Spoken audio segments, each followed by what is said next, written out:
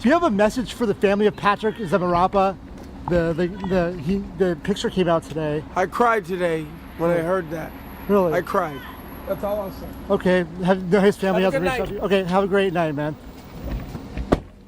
With 5 officers shot in Dallas and the shootings around the country, are we having like a major war going on right now? I don't know that it's a war. We certainly have situations that are shootings that are unjustified as it appears on video, and clearly a despicable act of killing police. I think it really begs for this country to stop and say we've got to deal with this policing problem.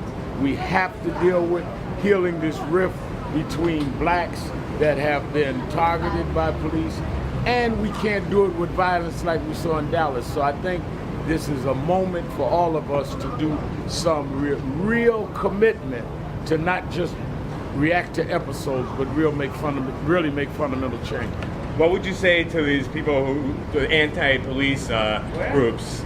I mean, that's apparently... We need police. We are not anti-police. We're anti-police brutality. Of course. And I think that we cannot become so anti till the objective is not to correct society so we can live together, just to be against something.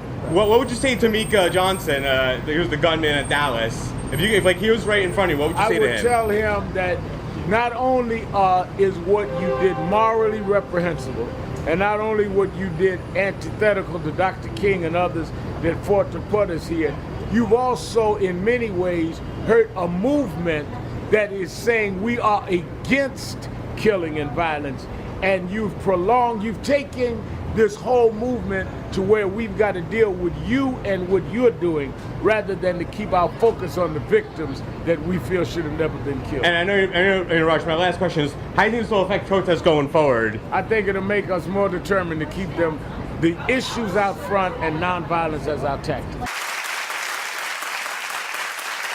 And I have to say, you know, in light of the 2 police shootings, you know, in Baton Rouge and Minnesota, this stuff is still going on in 2016. I don't know when it will stop. You know, the best I could say as a regular woman observing the world, like we all are, is it starts in the 4 walls we call home. So,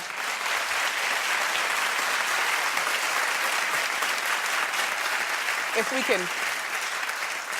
we can, you know, teach our children better, and if we can educate ourselves more as adults. I just want to say to all the young black men out there, be respectful. Just if the cops ask you to do something, just do it. Don't argue, don't fight with them. Be a gentleman and be the upstanding kings that we were brought here to be. Don't give them a reason. I think what needs to happen is the police and the community need to sit down and have like a town hall meeting and have discussions, and they need to get familiar with each other. You know, you need to know, a lot of members, I have members in my family that are on the police force in NYPD here. And the thing that you need to do, you need to know the community, and the community needs to know you.